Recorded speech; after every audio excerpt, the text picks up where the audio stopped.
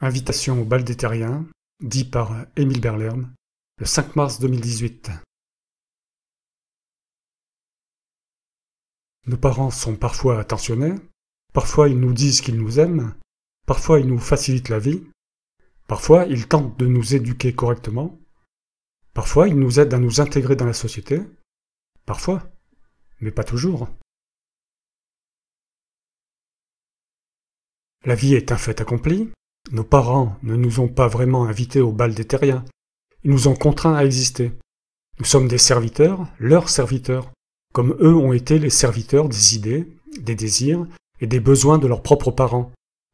Mais est-ce que nous voulons tous continuer à vivre en concurrence constante des uns et des autres, alors qu'il n'était pas utile pour nous-mêmes que nous existions? Est-ce qu'on ne devrait pas se conduire comme si nous étions des invités sur Terre? Des invitations gentilles, aimables, intéressantes, nous proposant une belle visite de la planète aussi longue et plaisante que possible? Est-ce qu'une cordiale invitation ne serait pas préférable à un système d'intimidation permanent sur nos têtes, alors que nous n'avons pas demandé à exister?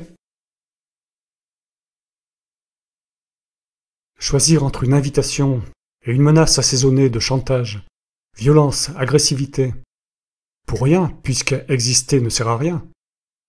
Notre choix intelligent paraît simple, n'est-ce pas? J'ai 70 ans, 2018, et j'ai une bonne expérience de la vie pratique. J'ai aussi beaucoup étudié, et j'ai finalement appris et compris que nous sommes tous innocents d'exister, donc innocents de toutes nos actions.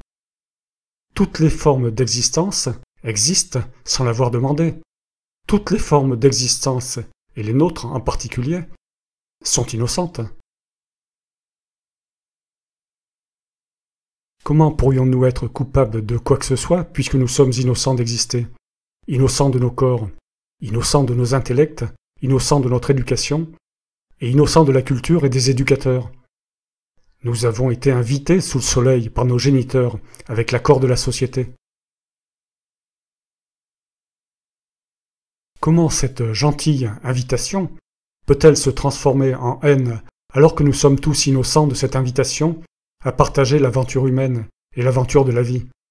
Pourquoi nous inviter si c'est pour nous culpabiliser à la moindre occasion, pour nous éduquer par la violence, la peur, la dissuasion, le chantage de la prison, les lois menaçantes et les armes des policiers ou des militaires? Pourquoi nous menacer après nous avoir invités? Nous avons la possibilité de résoudre tous les problèmes humains en faisant comprendre à chacun que nous sommes tous innocents d'exister, donc innocents de tous nos actes. La seule remise en cause de la responsabilité de nos actions, puisque nous ne sommes pas responsables d'exister, devrait permettre une prise de conscience générale de ce qu'est l'humanité. L'innocence d'exister a des implications dans tous les domaines, éducatifs, judiciaires, politiques, etc. Il ne s'agit pas d'avoir une idéologie quelconque, entre parenthèses, dictature, démocratie, socialisme, communisme, libertarisme, anarchisme, etc., fin de parenthèse, pour changer le monde en l'imposant d'une façon ou d'une autre, par la force ou les armes. Il s'agit uniquement de savoir ce que nous sommes effectivement. Comment fonctionnons-nous? Comment fonctionne la pensée? Cette pensée que nous détenons tous, mais que peu de gens étudient alors qu'elle est à notre disposition en permanence. Pourquoi possédons-nous à la fois l'intelligence, la compréhension, mais des émotions violentes et une agressivité souvent incontrôlable? Pourquoi l'éducation du contrôle de cette agressivité n'est-elle pas prioritaire, renforcée et vérifiée par les éducateurs?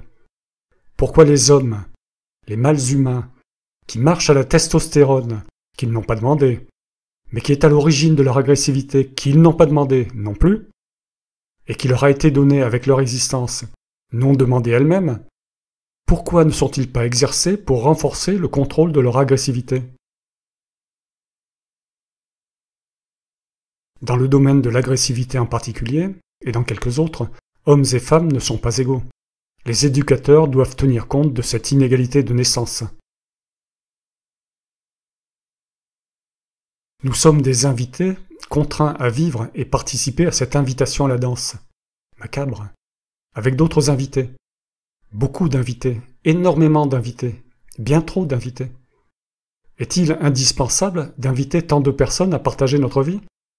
Et pour beaucoup, une vie de misère et de souffrance, est-ce vraiment utile? À quand la révolution de l'innocence d'exister?